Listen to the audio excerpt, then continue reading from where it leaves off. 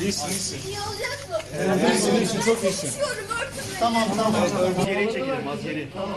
Nile, yolu açalım hadi arkadaşlar.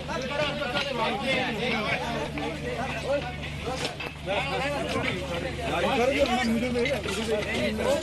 Bekle abi.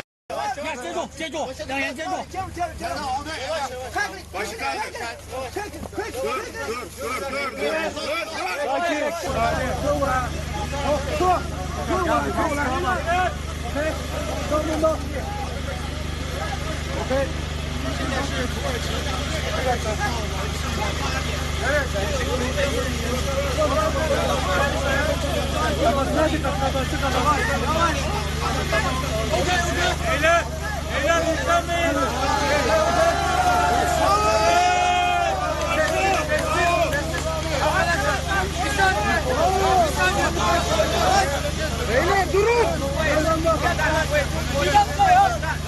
Arkadaşlar Allah rızası için hadi sandıkçı çıkartın.